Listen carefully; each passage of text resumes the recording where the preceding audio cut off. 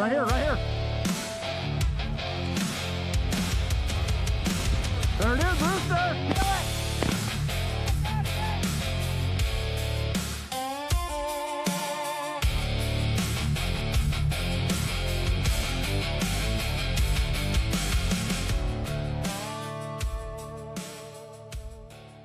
All right, ready to rock and roll? Yep. All right. Hey, everybody. Welcome back to the Beyond the Point show. I'm your host, Tim Brown, the Bearded Uplander, and I got a really special guest on right now, Addison Edmonds, the owner of Gunner.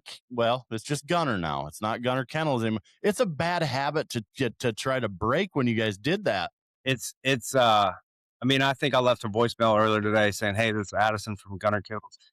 It's not a big deal. I think we're just gradually trying to move into it and let people know we make stuff outside of kennels. Right. I love it though. I mean, it, that's the name that needs to be front and center. That's what everybody knows. I appreciate you coming on. Yeah. It's Friday afternoon. It's time to go home for the weekend, but I wanted to have you on because of, we're doing the Beyond the Point giveaway, and you guys are a huge part of it. I can't thank you enough for helping out and wanting to jump in on the experience stuff that we're doing for these winners of these giveaways that we're doing. And I can't thank you enough. Oh yeah, absolutely. Yeah. Thanks for having me on. Yeah. We did draw for the Utah winner. 79-year-old gentleman from Washington's going to Utah to hunt with blue grouse. But right. I honestly think he's part billy goat because he goes up and down the mountains in Washington, and he might be part billy goat. So he'll probably run me into the dirt. So I'm not too awful worried about him going on there. That's amazing. But yeah, so I mean, that was the only concern that I was worried about, was get somebody that can't physically do that hunt. Yeah. If you've ever been to Utah in the mountains, it's a different animal than hunting a switchgrass field in Iowa for pheasants. Yeah. So we were a little worried about that, but it turns out he can handle it, and he's a bird dog guy, so we're all for it. So he'll be here in September with us, and then the next ones will come out. This next week we'll draw for Wyoming for sage grouse, and then the next week we'll draw for the South Dakota winner. So nice. If you feel you want to go on any one of those hunts, you got an open invite, man. Just come on with. I told Holloway put all four of them. It's four, right? No, three. Put all three of them on my calendar, and I'll see what I can do. So hopefully, be able to make one or two. Yeah, that'd be great. So just give us a rundown of the whole from start to now of Gunner. Just a brief one. Yeah, just like do this if I go on too long. Oh, you're good. So basically bought a British Chocolate Lab in college, grew up hunting and fishing, kind of self-taught, and really enjoyed it, and made a lot of life choices because of hunting and fishing, and essentially back in 2010 and 11, I kind of quickly realized this $60 crate is not for me. And I was finishing up school and didn't know what I was going to do after that. I'd started an advertising company in school, but really didn't like advertising and was doing fine with that business, but kind of quickly convinced myself, Yeti had just came out. I was like the prime subject for them. I was going through 3 or 4 Coleman coolers a year and just tired of cheap crap, and so sponsored a Ducks Unlimited banquet with my advertising company, and they gave me a Yeti cooler. And my roommate, who is one of my best friends, used to work for us for a long time. He's like, I remember the day you got that, and you just sat there and looked at it like in awe, and I mean, I'd heard of them before, but I wasn't the one to be able to afford one. And but I got it, and it's still in the back of my truck today. And that was a 2011, I think. No, it was maybe 10, but I think 15, it was 16 years old. Yeah.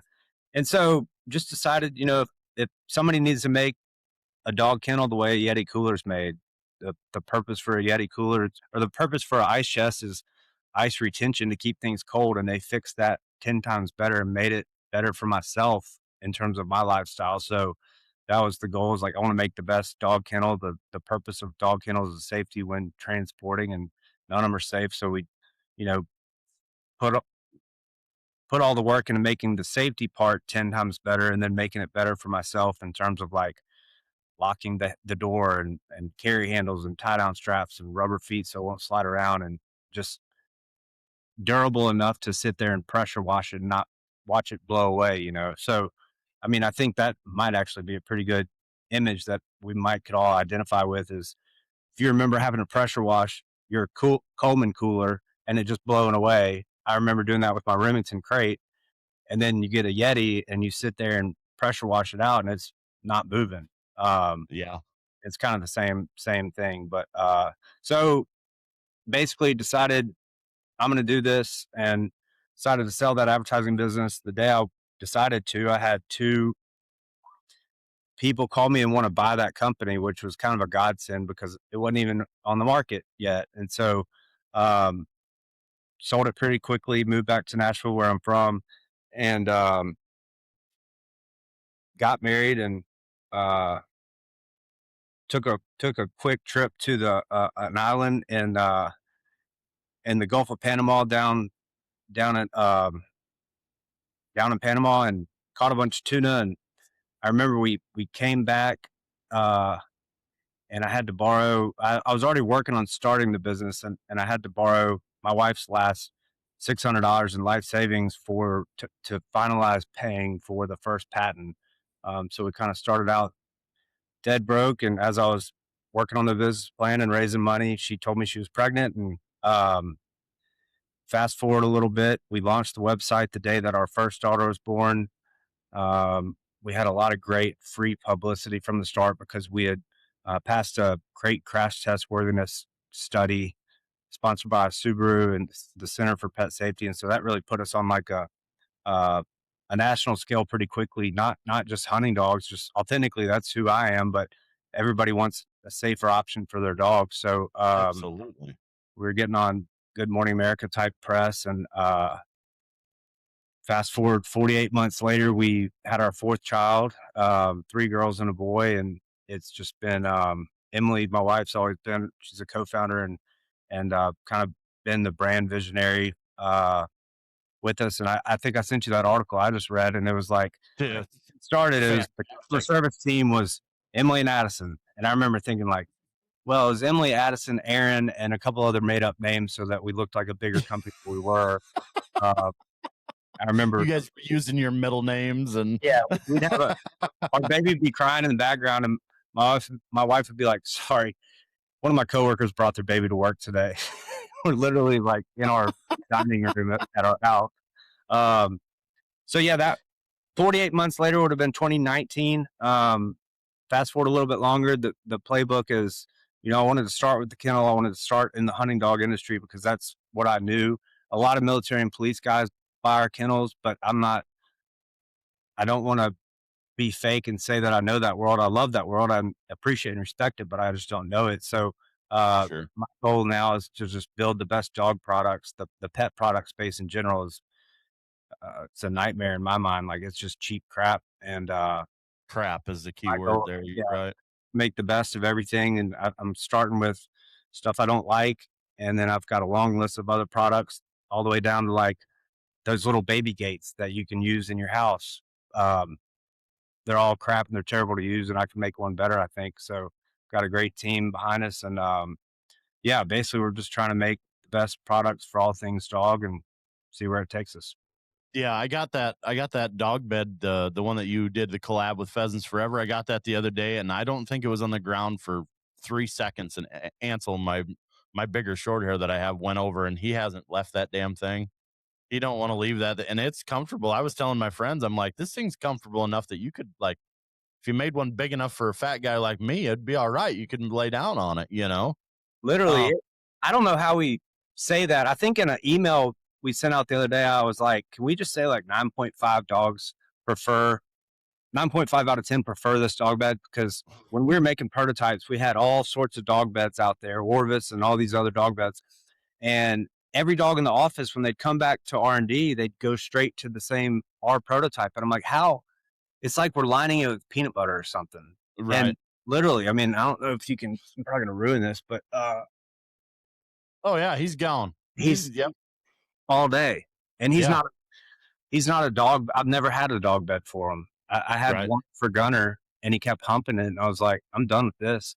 Um, so yeah, Mac just my older short hair, he just chews him up. He don't really care for him. Like I'm down in my basement in the man cave right now, and he's just laying on the cement floor because it's cool. It's 100 degrees outside right now, but um, yeah, it's an amazing bed. I couldn't believe how nice that thing was made when it got here. I'm like, yeah, that's legit.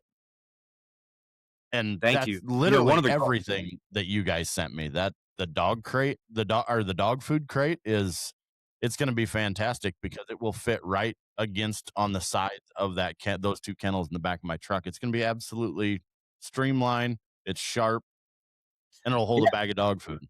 thank you.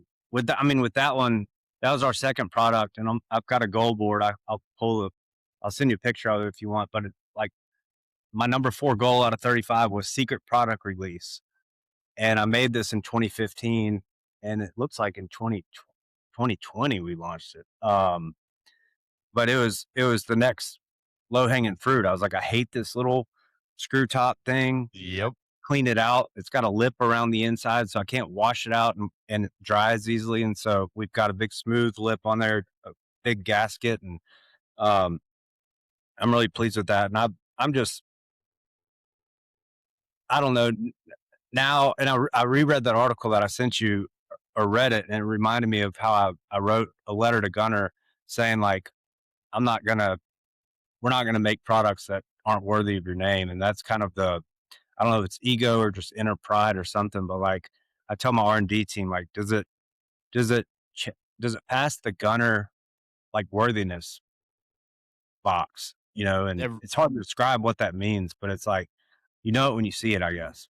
Yeah, it's that connection that you had with that dog. And I am 100% with you on that. I mean, like everything that I do in the upland space that we have here, everything that I do, I think back before I even do something. I'm like, could would Gus, is this worthy of him going? You know what I mean? Like, is it worthy of what I need to do? Is it the right thing to do?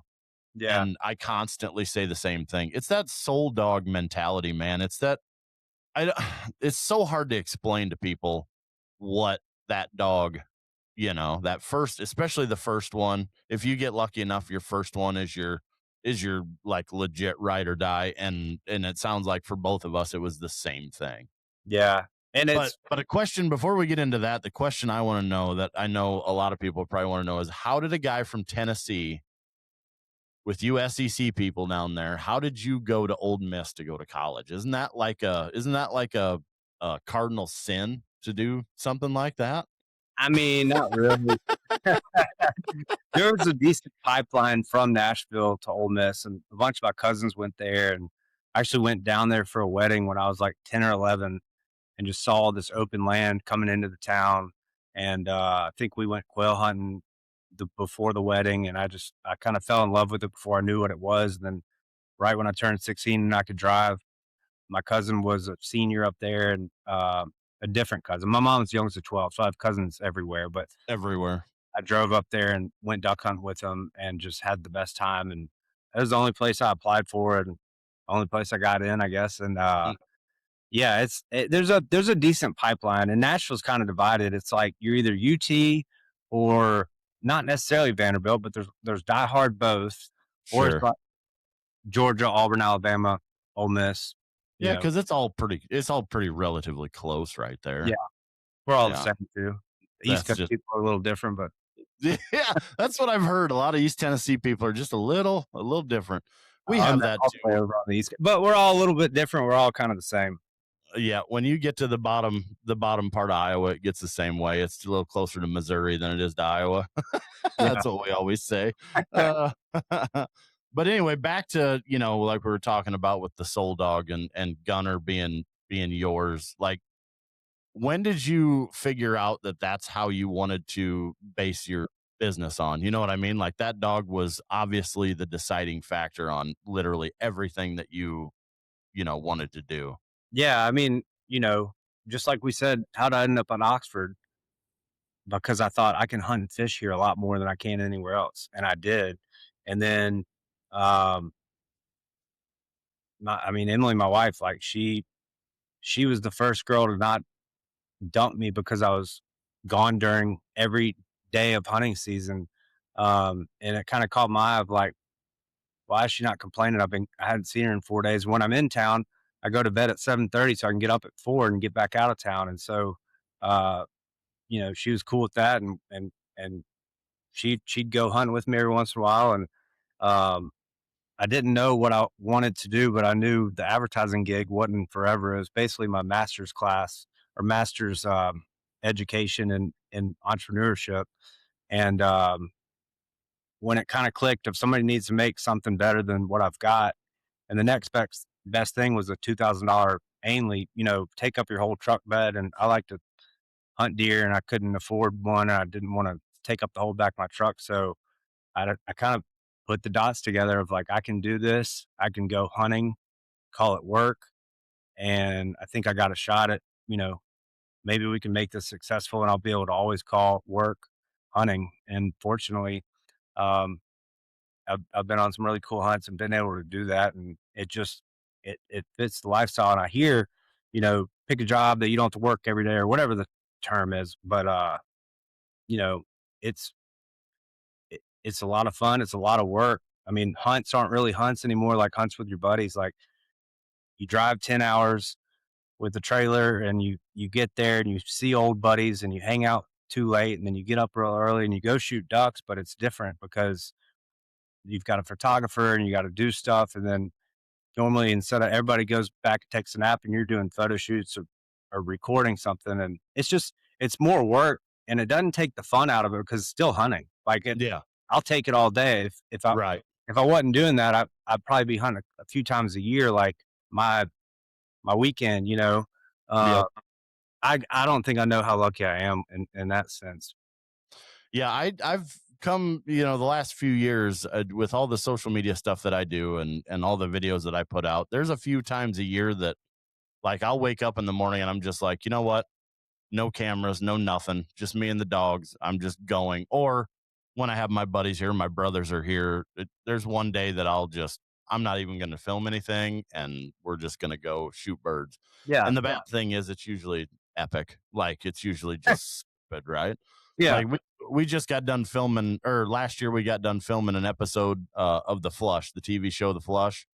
I went with Tyler Webster out to South Dakota to the grasslands, and we went after prairie chickens, and I was actually spreading Rue's ashes where my old dog Gus is at. I was Oh, wow. spreading her ashes there, and we wanted to do an episode on it.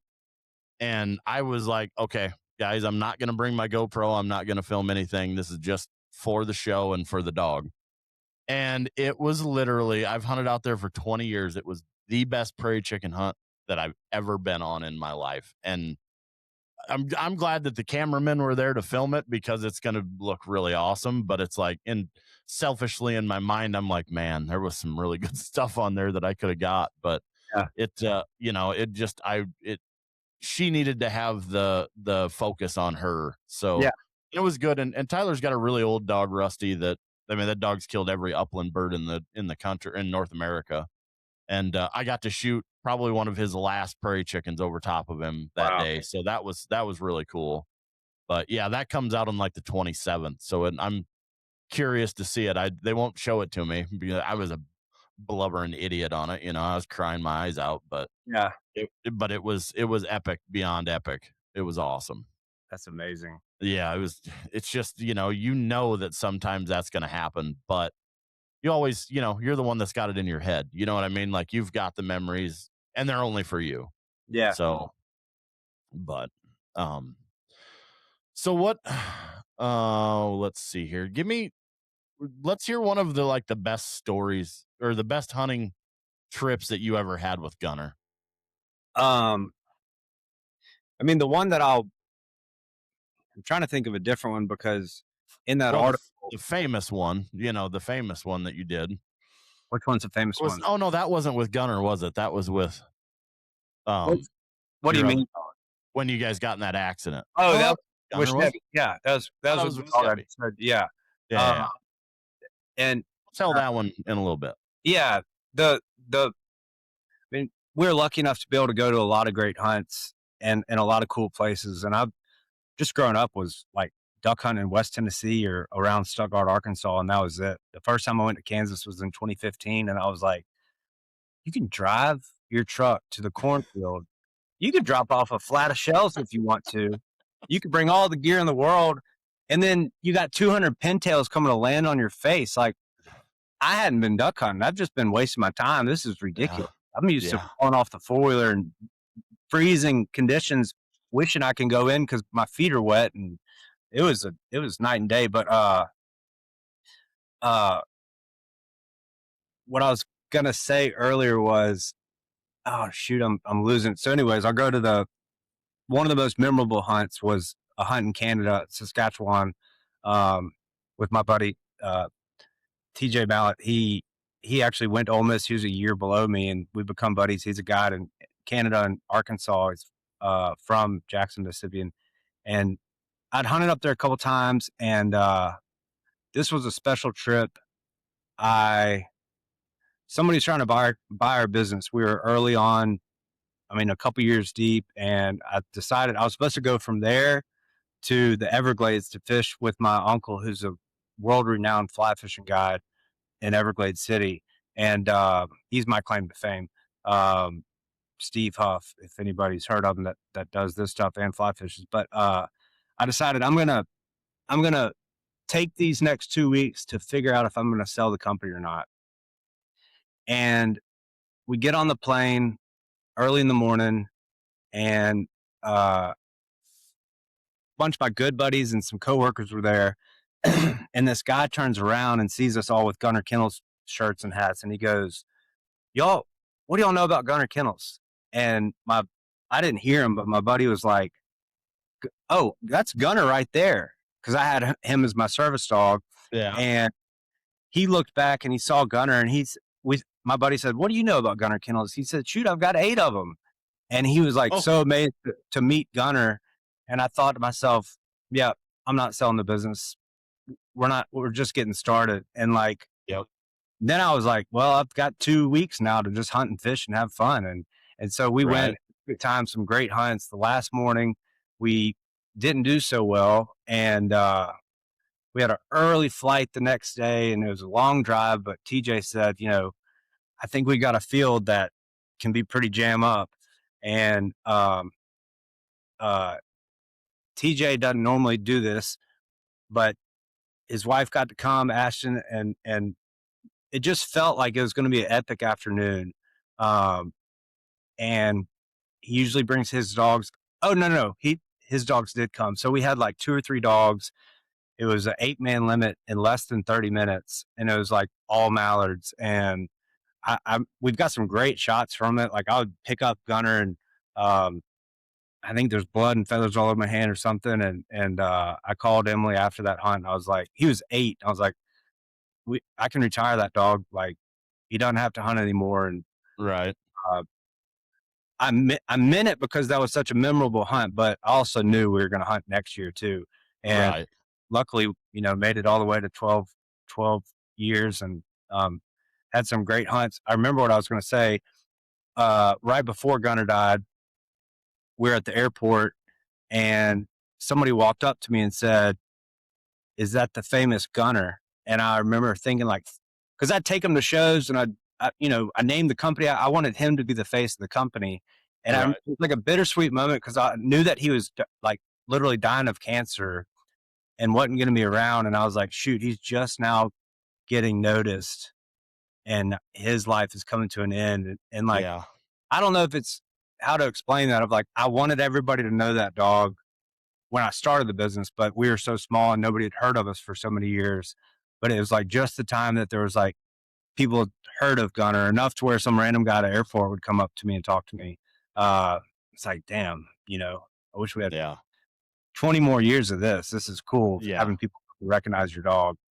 Yeah, if you would have seen him at 3, it would have been, you know what I mean? Like, Yeah, same thing. Gus was gone before I really even made the bearded uplander stuff, and Max kind of taken the reins, and everybody wants to see him before they see me, you know, which is exactly what I want. But yeah, if they would have been able to see Gus in his prime, it just he was an amazing dog, and it just kind of sucks that when we do finally get that thing going, it's after the fact, yeah, but the crazy thing is, like, that dog's was there throughout the whole process, and then that's the perfect name for your company, is that dog, because that was what the company was, right? yeah, yeah. It was funny. I mean, raising money, I'd go talk to people. One guy was from New York, and he said, "You can't name it Gunner." I said, "Why?" He said, "It's got gun in there." I'm like, "What do you mean?" He's like, "Nobody from New York's gonna buy something called a Gunner."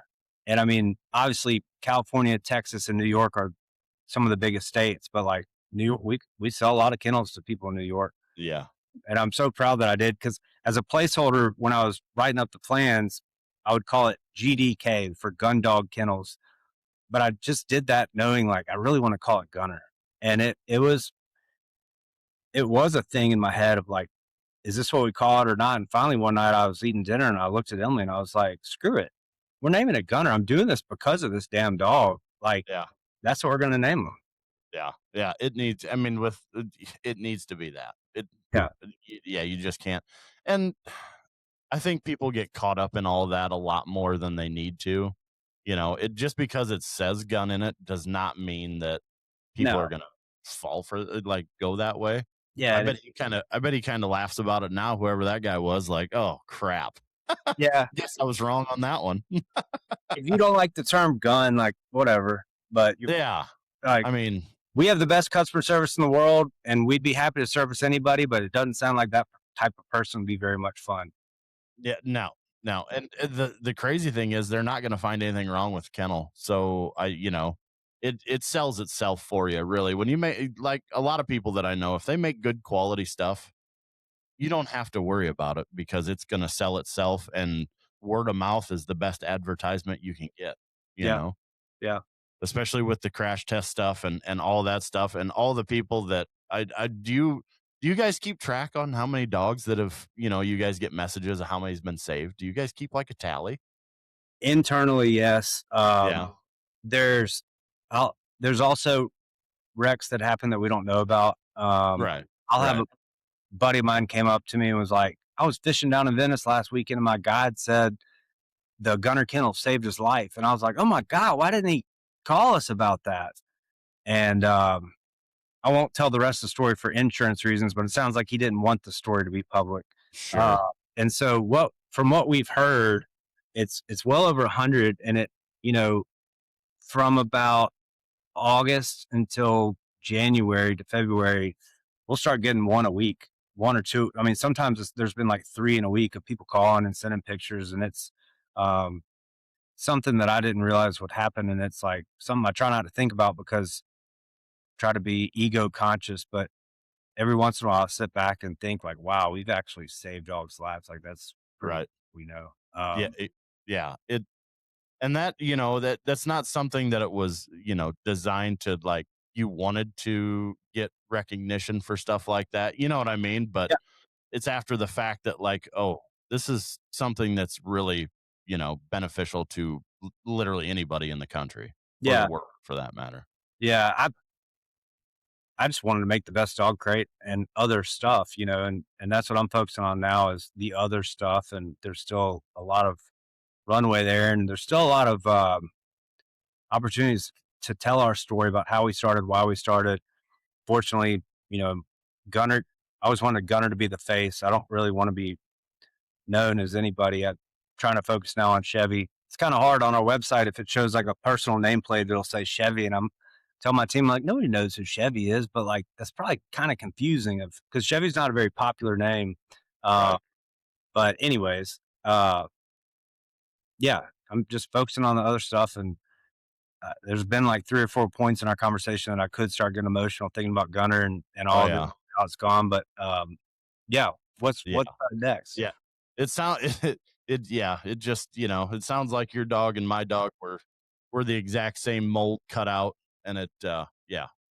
But what's coming down the pipe gunner wise? What do we got? What do we got going on? Is there anything you can talk about? Or are you keeping everything under wraps? A little of both. I'm working really hard right now on a project that best case scenario comes April of next year that I think will be a pretty big game changer. And that's the first time I've talked about it. I wish I could give more info, but I guess some very innovative stuff in like the health. So basically, like mission, all that, like what I want, like I don't, I mess the wording up every time, but our mission here is to enhance the relationship and the lives of you and your dog. So whatever that encompasses, like I get frustrated with stuff that breaks and that's cheap and that's not healthy for the dog. And so anything that I can do to extend and enhance the relationship between you and your dog is what we're all about. So I think that particular line of products will be extremely beneficial. I don't want to keep like trying to tiptoe around it because nothing's set in stone, but it'll be big. Right. Uh, Good. then there's some, I guess, more stuff I can talk about that's in the pipeline is some more training equipment. What do we have coming out next year? Less colors. I feel like we've done too many colors, and I just want to slow that down. And it takes the whole operation and product team and marketing team a lot to do different colors, and Sure. there's only so many colors, I guess. And I'd rather focus out on new products. And we're working really hard on a leash and a collar. Um, and I think the whole team gets frustrated with me because I can't give them a launch date because I can't say yes to a prototype until it's how I'm envisioning it, but I can't explain how I'm envisioning it. I can just kind of help with pieces along the way. So hopefully that'll be next year. Dog stand is in the works. I think that's a pretty needed product. That's pretty frustrating for me when you need the product and it always breaks. Trying to think anything else. I'm really excited about the long haul bed that we just launched. Yeah, Uh, I was just gonna have you say something about that. yeah. Do you have you I you've got got 2 o yep, I okay? got 2 of those. Did you ever have the orthopedic bed before that? No, I did not. Okay, so that was a good bed. It was our number one selling accessory, and it had to have been 5 or 6 years ago. Uh, I was driving a Stuttgart. Gunner was getting on up there in age. Stuttgart's like a 4.5, 5 hour drive, and he had never needed to stop. He knew where we were going. That dog, I used Oh, to no. throw my waders in my truck, open the door to my truck to grab a gun or something, and he'd jump up in there. Obviously, this is before we had Gunner Kennels. He'd jump up in there and not. I wasn't leaving for another 3 hours. I was just starting to load my truck up, and he Mm, wouldn't move. He knew where we were going. But anyways, he peed in the kennel, um, and pulling the Stuttgart stop at the gas station. I noticed he peed. Well, that pee soaked into the through the cover and into the foam, and it's such a pain in the tail to clean that. I just threw it in the dumpster, and I was like, we got to do better.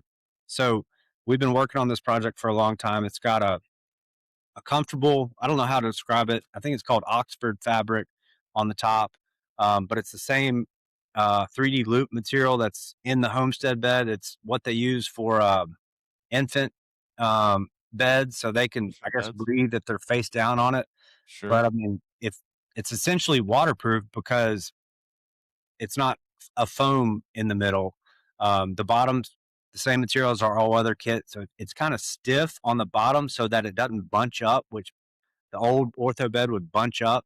Like I've had a lot of people in the last week tell me, like I'd walk up to the kennel and the dogs push the thing all the way up against the edge, so you're not even using the bed. So it stays in place, but it's got the best um, not spring, but that's basically what it is. Like Yeah, come looks to like the come back to it, or yeah. it'll come back to where it was at. And they literally like my R&D team, there's a word for it, I'm blanking, but they measure different, this is gonna Materials? kill me, different amounts of spring basically on that. Like you can set that with this manufacturer. and they found like what seemed to be the sweet spot. And even on the small, I think the density, is that the word I'm looking for? Yeah, it's something along them I can't think of the name of the Yeah. what the But word is. anyways, seems to be a lot of dogs enjoy it. Seems to be that like I'm super proud of it. And since it's our number one selling accessory for the kennel, that I haven't liked that product for like 5 years, I'm just pumped that we fixed that problem. Because at some point I'm like, I'm sorry, these people are buying this orthopedic bed. Like we're working on a better one. It just is not available yet. Yeah, I'm trying to look it up right now, and I'm trying to find it for you. The Uh, word, it's something yeah, along the lines of density, but it's not. cool memory foam to protect the dog's joints. Oh, it's probably not on our website if that's what you're. No, I'm just looking at it. I punched it into the old AI matrix. Yeah, it doesn't oh, there's what it says, core material, maximum breathability. It's like the measurement of the density is what I'm looking for. Yeah, I don't know it. But anyway, Yeah.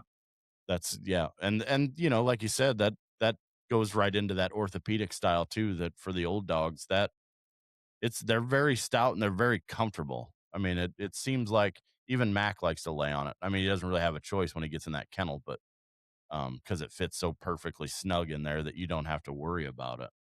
Yeah, But we just got a uh one of the guys in my R&D team just got a puppy last week, and my thought is, "Oh, you got a puppy, just throw a towel in there. Like it's going to tear up whatever it's laying on." And right away we put the small orthopedic bed in his small kennel, or not ortho, I'm sorry, long haul bed. Mhm. He hadn't done anything to it. And I'm literally using that as a test to see if puppies will tear things up, that up like they tear everything else up. Right. Yeah. That's the thing too. Like with Mac, if he doesn't get a go, because I alternate the boys. I go one will do the first hunt, and then I switch them out, and just give them a little more longevity that way. And Mac just absolutely hates being in a kennel, so I'm curious about what he'll do to that dog bed if it'll be destroyed. But I honestly don't think that he will. But I don't know. He's a menace to society. Has he been in a gunner? Not yet. Not yet. This will be the first time. Yeah. He's got the intermediate, so he's probably right now. Well, when during season, he's usually right around 60 pounds. Have you Might know? be a little bit big for him, but I don't think so. No. I mean, I built the intermediate for Gunner. He was 65. But what Oh, perfect. we had a dog, Goose, who was a golden doodle before anybody had ever heard of a golden doodle. Like Emily bought it when we were dating, and she was a great family dog. And everywhere we'd go, people would go, "What kind of dog is that?" And after saying golden doodle and people looking at us like, "What the hell are you talking about?" We finally would just say she's a rescue. But she'd Right. like any kennel, anywhere, back of the truck, anywhere. And she was the real test when I got the first two prototypes, strapped them down, loaded her up, went somewhere. I think I ran the dogs to the lake and then came back. And the next day said load up, and she loaded up. And ever since then, and that's kind of like that homestead bed where I was saying, how do we say that dogs prefer this? But I've had recently dogs. People have always told me I had a dog that didn't like any kennel, and he likes your kennel. And I'm like, how do you quantify that? And the closest thing I can think is if they're riding in the back of a truck and they're in a cheaper plastic kennel, that's got to be kind of frightening of wobbling around and not Oh yeah. being sturdy. And so if you strap it down real tight, and I just feel like maybe there's a better sense of security for the dogs. So Yeah, absolutely. how it does. And I don't. He never has any problem with any kennel. It's the fact that he's not going, Oh, okay, and he's got it. kind of he's kind of vindictive that way a little bit. Like, you Yeah. son of a gun, you're not taking me. Why aren't you taking me? Oh, then And he's still gonna little does not he be happy. know little does he know that it's for his own benefit to be like, "Why don't you just take a break for a minute, dude?" So, yeah, he's a menace. Yeah. He really is. Okay. We Yeah. had He'll be upset. No, yeah, he'll get over it. It'll be fine, but, yeah, so, and the thing with him this year, we had a run-in with one of those seeds, one of those mean seeds, that the bird dogs are getting now, and, it wasn't actually a seed, it was a thorn, but I almost lost him in January. Oh, wow. And it was touch and go for a long time. Like, it was 2 months worth of MRIs and trying to find it. We couldn't find it. Well, then it popped out his side and it was a thorn. Pretty sure it was a thorn, a chunk about it was about that big, and it On come his out his on side, but it come in right here in his chest, and it migrated all the way up over his shoulder, and then come poked out the side after we had him on antibiotics and oh my steroids and everything else. Yeah, it's so that's kind of where my advocacy has been with this conservation thing, and wild rye is a big issue for bird dogs. Um, and I didn't realize how big this was until I started posting about it, and the messages that came out of the woodwork of people that were going through the same thing, and it's all exploratory stuff that you have to do to the dog. Well, the old school vets are all exploratory, so they cut the dog open, and if they don't find nothing, they just sew them back up, and you still have to pay, $15,000 to get your dog fixed. Do you have health They didn't insurance? find anything. No, I Oh, didn't. I didn't. Everybody that's a follower of mine bailed me out, and I've actually helped out a lot of people with all that money because I didn't need it, really. But I helped out a lot of people with that money with a lot of dogs, and it was a good thing, but it was it was a weird deal. He was just done. He was just down and out. Couldn't figure out what was wrong with him. I took him to a vet up in Sioux Falls and bird dog guy, and he knew exactly. He's like, it's a seed until it's not a seed. So I started deep diving into this stuff, and it is a big issue with a lot of the CRP mixes have this wild rye in it, and wild rye has the awns on it that's how the seed falls down and then sticks into the ground, and then that's how it works the seed into the ground. Well, it does the same thing with flesh and everything else until it gets stopped by something hard. It's not stopping. wow. So, yeah, I did a lot of research on it, and some of my friends in the business, the seed business, have if you have bird dogs and you're planning on putting CRP in for your bird dogs, there's other options for it. So they have like a little screen that you can click that says they want it to be bird dog friendly, and I think that's how we, tackle something like that when something big like this happens. It was a lot bigger than I thought. 500 and some direct messages that next day was a little overwhelming for me to read when my dog was in the hospital. I'm like, holy crap, what is going on? Oh my Didn't goodness. know anything about. I mean, I knew about it, but I didn't. Yeah, Put. I didn't think that Mac could ever get it. But now, yeah, they. So if there's wild rye in the field, I don't. I will not hunt it. I just go on to the next. It's not worth it. that's, It's that crazy. yeah. We're working on an upland dog vest, and, it can't cover the arms, you gotta move, but, like, Yep. if we can protect kind of the forefront, the main part, I think that Yep. that could help. Yep.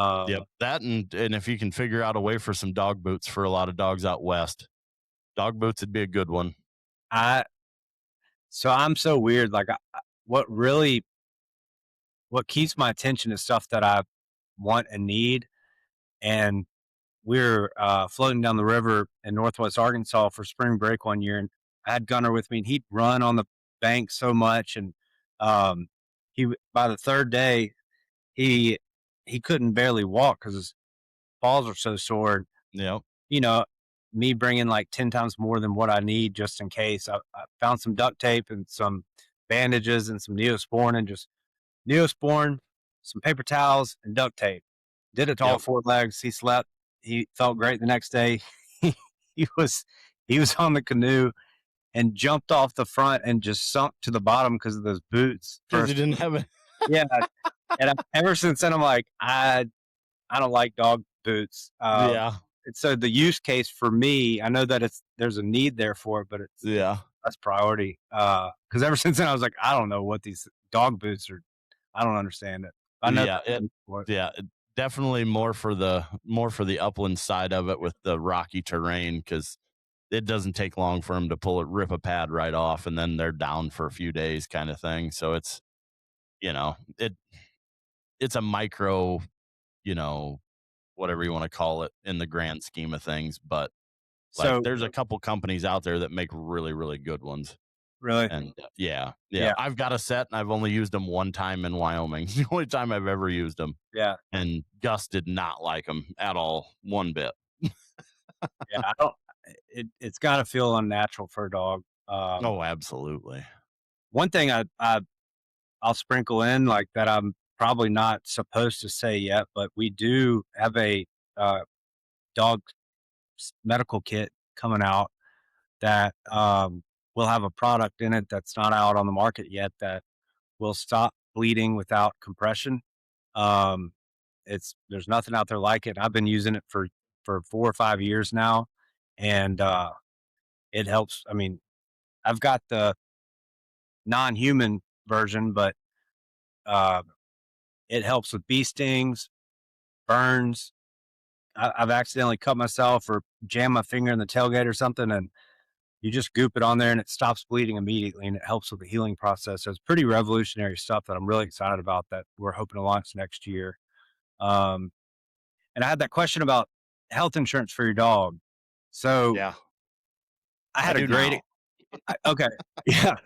I Before Gunner turned 8, I found this. I'd heard about health insurance. Might have been 4, and it was 4, and it was like if you have a lab and it's before he turns 4, we'll cover hip replacement when it's older if that happens.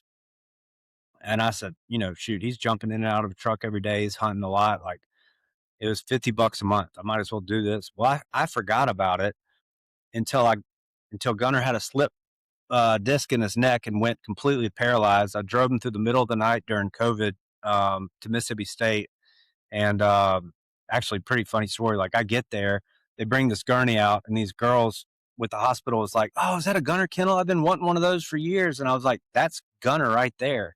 And Right. they treated him like a celebrity. They send me Oh, yeah. videos every day, and it was really special. I uh, I really like that place. They're good people. But uh, I called when I got there to drop him off the next morning. I woke up and I thought, man, what's this going to cost me? He's doing like big time surgery on his neck. And I called up. I said, wait, I've got health insurance. I called the health insurance company up and I said, hey, my dog's in here for this neck thing. I don't know how many $1,000 it's going to cost, but y'all cover that? And she said, yeah. I said, what do I do? She said, just send us the bill. And they sent me a check for 90% of it the next day. And then fast forward a couple of months later, he was in rehab. So rehab, he did underwater treadmill, laser therapy. I swear he did like the micro needle thing. Like he was doing everything, and they were like, it's $100 a day. Most people do it twice a week if they can. If you could do it every day, that'd be great. If you're really trying, this was in August. If you're really trying to hunt them this year, uh, we'd suggest doing it as much as you can. Called up the insurance place. Yeah, we'll cover 90% of it. So I was paying $10 a day. I was taking him there every day for rehab, Every day. and it Every was day. such a good experience. And then he got cancer, and I had Goose who died of cancer a few years before that. And my mentality is like, okay, it's going to cost X for chemo. There's a chance that it's going to extend the life. And I would ask like, if money's not an option, and I'm not saying this because money's not an option. I'm saying this because I've got a credit card that I'm going to put this on and I'm going to pay for it over the next 10 years. Right. And so I remember like with Goose, I didn't have health insurance on her. And I remember being split second of like, oh shoot, this is going to cost me a lot of money, but I still am going to do it. With Gunner, it made the decision so easy where I didn't have that split second. This is going to cost me a lot. This could cost me $20,000 and I'm only going to pay 10% of it, to Right. extend this life. And I say that all to say, just like all good things, especially in the insurance world, they start out with cheap rates, really high payback, or whatever that term is, really good customer service. And now the insurance I've got on Chevy is, I think it's like $100. It's at least $100 a month. It's like a 70% payback. They've gotten so big that customer service is kind of wonky. And Yep. I'm I'm I'm really thinking about, or actually not really thinking about, we're doing it. We're going to do our own dog health insurance. If you're our customer, you're basically the cheapest risk out there. You're spending $1,000 on a dog kennel. You're spending $500 on the food crate and the food bowls and the best food. and you're the lowest risk, and I want to be able to treat the customer right and do it when it's like a great payback. I don't know what that term is. It's not copay, but it's like I The don't even know. Yeah, deductible, but it's whatever. like Yeah. the 90% payback thing. Like that, you can't find that in the insurance world now. So No. I think we've got the permission to do it. It's helping to extend the dog's life. It's helping you with your decisions and frustrations, like with things that you've got to go through like that. But I mean, you tell me, like when you were going through all those surgeries, you're probably exactly like me. Doesn't matter what it costs. I'm going to do it, figure it out later. I But was if, gonna sell my I was ready to sell my truck. yeah, I was gonna sell my truck, yeah, whatever it took, you right. know. So, And I, then my friends were like, "No, you're gonna do this, and you're gonna see if people will bail you out because they actually do care about you and the dog. Like you're just gonna do it, and you're just gonna repay it in some way that you can do it, and that's what we're doing. That's what we're trying to do. Just make everybody aware and help dogs out when I can, and whatever needs to be done. yeah, that's Yeah, awesome. yeah, yeah. You just need to send me all that info on that health insurance though, because I'll switch today. I will. I'm really excited about that. That's good though. I mean, that's cool though that going the extra. I mean, that's the extra mile that you don't need to do, but you want to do it. You know what I mean? Like you appreciate people that are spending. I mean, it's no secret that the Gunner Kennels and the stuff is expensive, but you literally only have to buy one for the rest of you know. Yeah. You don't have to buy one. And I mean, and it's not like we're making a bunch of profit on the kennels. Right. I've been so obsessed with quality. I mean, if we were priced like every other product that you touch in the world, these kennels should be for sale for $2,000 minimum. Right. Right. And I don't think that's right. I'm not trying to gouge everybody. And, you know, I'm not great financially with this type of stuff. I've learned a lot, but like, shoot, man, our kennels back in the day, I think we were losing money every time we sold a kennel. Right. Um, and that's my own fault, but I, I don't want, I guess my ego is telling me like, I don't want people thinking we're just making bukus of money that we're just, I drive a 10-year-old truck. I don't care about that stuff. Right.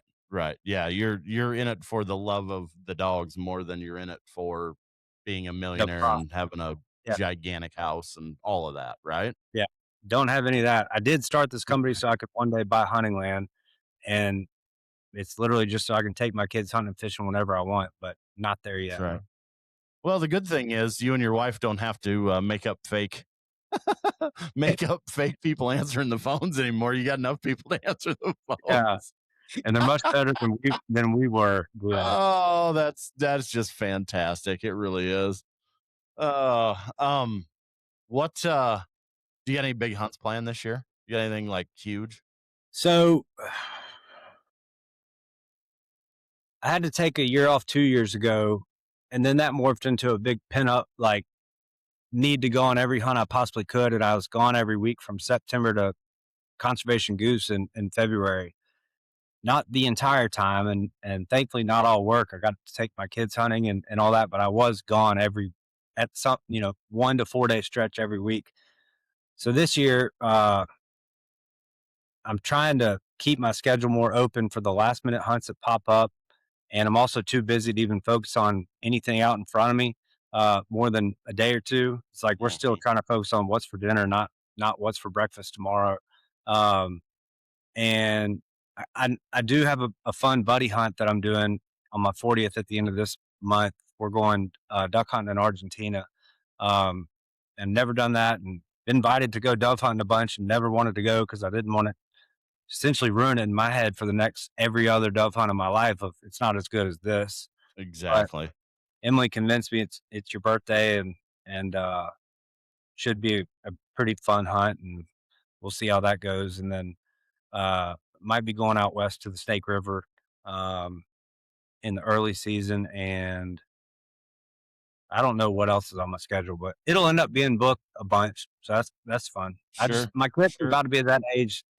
I took my youngest to a hunt last year in Oklahoma, and that was a lot of fun. But still, he was 6 at the time, and it's a lot of work still. And my oldest is 11, and like she's primed up to she can ride on the road and she can go and do these industry hunts and stuff like that. So I'm looking forward to being able to take one or two. It'll help Emily out while I'm gone, and Right. also just spend time with them.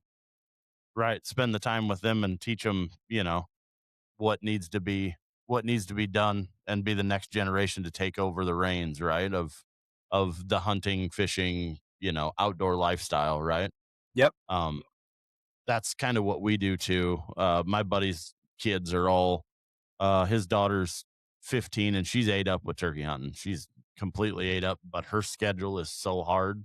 Like we only get to go once or twice Right. the whole year, and then his boys are 12 or 13 and 10, and they're completely ate up with every bit of it. So it's Yeah. kind it's been a lot of fun. I don't have any kids of my own, and I just kind of use them as my guinea pigs, and they get to go with and do all this cool stuff that Tim gets to do. So That's any chance that we can take them kids on something like that is killer. yeah. We're working on a big project for next year about getting kids in the outdoors, and I've always been kind of hey, hold on one second. I got to move this Yep. fan. It's the one that I moved earlier. Uh, the, the one that you moved earlier is bothering you now. yeah, it's making me lick my lips every 3 seconds because my this fan's blowing at me. But we're working on this project of getting kids in the outdoors more, and um, I don't know. I guess anytime I'm doing anything, I'm thinking, how could this situation be better? So through that, with the 4 kids, I've kind of got a system down to take them deer hunting, turkey hunting, duck hunting, and I think it's some of it's pretty helpful stuff. And so we're working on actually building a gun that I can't find that's not out there yet that both me and the kids can use, and a pretty cool system that I think it's going to be a pretty cool story of just trying to get the kids out. And oddly enough, like my 11-year-old, she shot her first turkey when she was 8. I've always kind of said you can't go turkey hunting until you're 8. My my third daughter, she turned 8 this year, and she's like, "Daddy, Yeah, we're going turkey hunting." I was like, it's "No, you time. can't go till you're," and she's like, "I'm 8." I'm like, "Okay, let's go." Yep. All right. Just by the grace of God, she shot a big gobbler. She was asleep in my arms when he came out, and you're so nervous, like, is she gonna miss? Is this gonna is are we gonna scare it off or whatever? But she shot a big gobbler early in the season, and then I got a little confident and took my 7-year-old boy.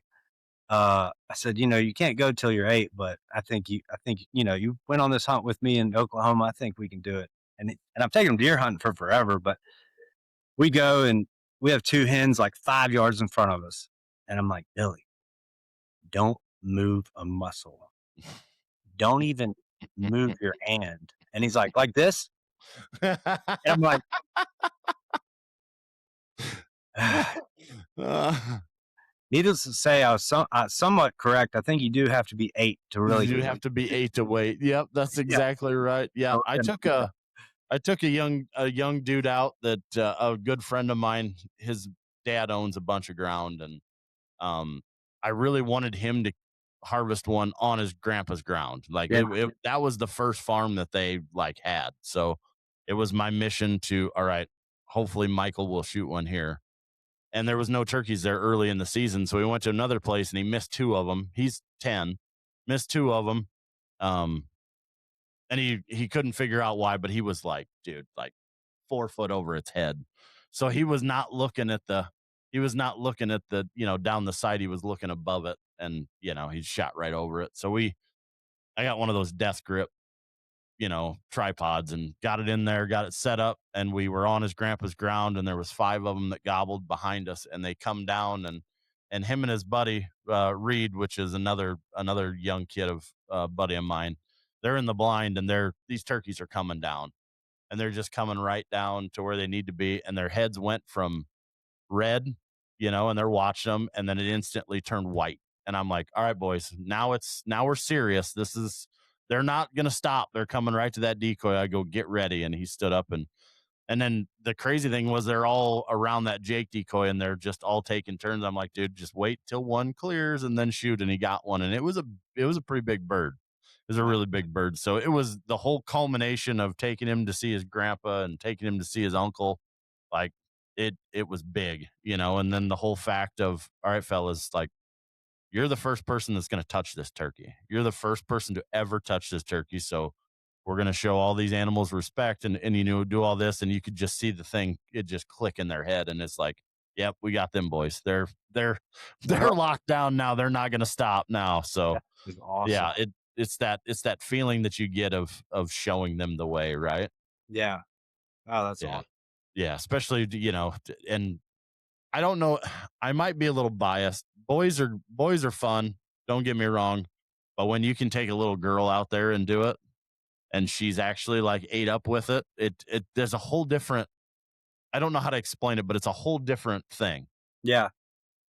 I don't know if it's just that we're we expect boys to be as ate up as we are with it, but when you see a little girl do it, and she's as jazzed as anybody else. I'm like, yeah, those are the ones that I want to. Those are the ones that I want to get hooked is the women.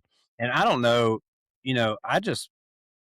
I really just want them to be around it and aware of it and appreciate it. I don't want them, they don't have to be some Right.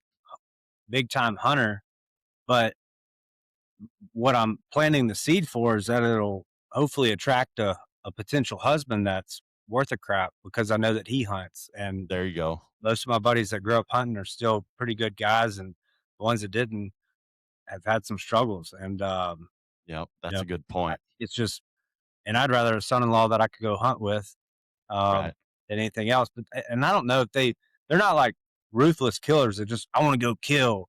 They want to go Right. spend time with daddy. I don't Right. ever bring an iPad in there. I'm very against that crap. I bring a piece of paper and a bunch of crayons. We play tic tac toe and hangman and try to just be present. Sure. Um, I think that's That's the part way of to do it. That's yeah. the way to do it for sure. I've got buddies that'll send pictures of their kids in the blind with an iPad, and I write up this huge text, "Get that shit out of there," and they'll have to stop me. I'm like, "Just stop, Yeah. let them do their thing." It's just, I think I'm just very against technology and born a couple 100 years too late. Yeah, 100%. Like, my buddy Steve and I talk about it all the time. Like, if we could go back to like 1840 and go up to North Dakota and hunt sharp tails, or go to South Dakota and shoot prairie chickens, like, and have like the modern technology, like one or two shotguns, and a pallet of shells, Yeah, and our yeah, dogs, and just be able to hunt back in that era when the sky was black with birds. It'd be epic. Walk over a hill, and then that's what that's the whole thing of this beyond the point thing that I'm doing, is like, each hill that we walk over, like, you should see 50,000 buffalo walking on this field. You know what I mean? It like takes you directly back to early settler times, because there's literally nothing out in these places, and it's just open, vast, wide open stuff. And if it doesn't like get you fired up, it's just like, man, I don't know how it couldn't, because each hill is something new over that hill. yeah, There's probably a mule deer over that hill, or there's, an elk over that next ridge of that mountain. Like, we come across moose all the time in Utah when we're out there. Like, it's just, there's always something cool to see the next hill. And that's kind of, you know, where I get all of my drive, is like, I want to see what's over that next hill. yeah. For And me, then it's you're, like oh, go ahead. no, I said, and then you're like 5 miles away from the truck, and you're like, crap, we got you back to the truck. Really could use a four-wheeler right now. Mhm. Uh, well, yeah, I mean, for me, and I think it's the same thing what you're saying, like, the cheapest fun you can have is going camping or canoeing and staying outside and kinda getting back to primitive times, and it's like connecting with the outdoors, being in God's masterpiece and just being with friends, family, whatever, dogs, but none of this crap inside with screens and all that, and it's important. It's weird to say it's important because it's like, yeah, it's important to do the right thing always, like, you hear it, but, you go do it. It's been a while since I've gotten to go camping. We took a trip in northern Minnesota for a week and went duck hunting and camped in a bed. I mean, camped in a tent, and it was it's just the most fun you can possibly have without any amenities. Yeah. I don't know Yeah. where I'm going with it. All you need is a cooler full of food, and you've got the grill right there on, campfire, and you can literally have a great time, and then throw a couple buddies in with it, and you're like, oh, this is what it's about, You can that have the best tradition. meal of your life, Yeah. and with the best tasting food with like 3 ingredients, Yes. you know?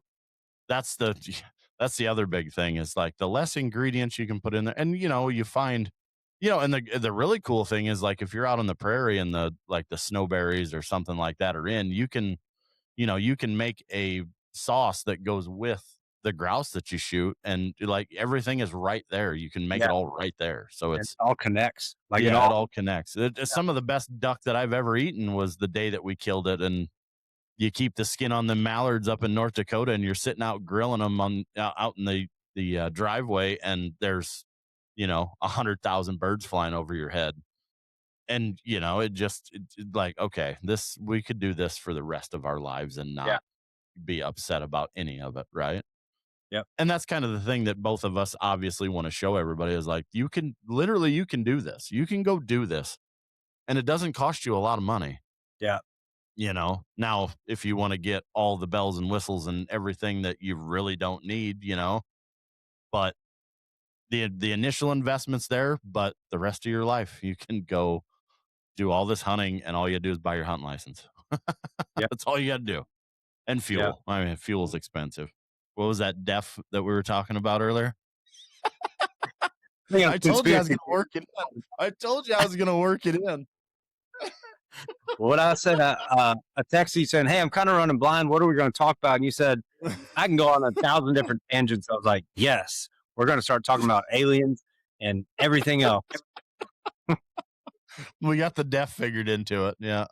Uh, Oh man. Well, this has been fun, man. It's over an hour. yeah, I'm And sure people are we can yep, and we'll get on a hunt too, and we'll do a live one in person one of these days, and we'll really get into the weeds on aliens and everything else with it. But I that'd be can't thank you enough for being on, and for being a part of the Beyond the Point thing. You guys are awesome, and we're gonna knock it out of the park, and it's gonna be a really good experience for whoever comes along. yeah. So Well, thanks for having me. It's been great. It's good to meet you and excited to try to get out there and hunt this year, and, yeah, just thanks for having me. I feel like I yeah, ramble a lot, and hopefully we oh, all I we do all know, I mean, I think I've announced more upcoming products over the next 12 to 18 months than I ever have on any other podcast. So, sweet. something coming out of me.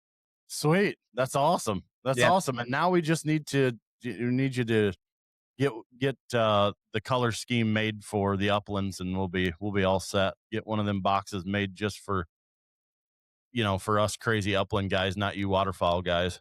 Well, you just pulled another one out of me because we're doing that next year. Yeah, a bird told me about that, and I'm like, yeah, that's we need to get you expanded into the Midwest and into Yeah. the crazy pheasant hunters. And Yeah, I want to make sure. I mean, I've done that and I love it when I do it, but I'm just a southeastern boy and like, you know, I want to make sure that we do it right because I'm not trying to speak to a crowd that feeds them something that they don't need, you know. So I want to make sure that I totally understand. Luckily, we've got some guys in the R&D team that do have more of an upland background, and I just want to make sure it's the right stuff for the upland crowd.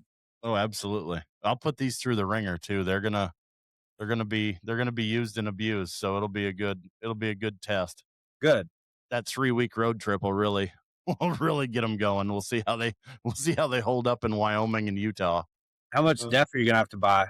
I don't I got a gasser. I don't have a diesel. I haven't delved into that world yet. I don't need one. I don't pull anything that's crazy. So That's good. We yeah. got a new I still drive my old 2015 and it's cut off and I got a 55-gallon tank, but we just bought a new company truck and it's got a little bitty tank that's actually getting a bigger tank right now, but it's like 10 grand to cut those things off and shoot, that stuff annoys me more than anything. If you want Ugh. another hour of talking, get me started right Man, you and a bunch of my buddies that have them trucks, and they same thing. It's almost like the government gets in the way of everything. I'm dude, like, it's so why dumb. do we need to worry about this when it's happened or it's worked pretty good for quite a while? Like, I why are mean, we? Meanwhile, we got all these freighters from China with an exhaust pipe bigger than this room, and that goes to that DEF crap. I mean, the plastic bottle that holds that crap, that's landfill. That's worse for the environment than what you're trying to do. I'm sorry, I got started. We can just shut me up and we'll do that for episode 2. Oh, that's good stuff. Well, with that being said, we're going to get off of here and thank everybody for listening on, and we'll see y'all beyond the point. Yep. Thanks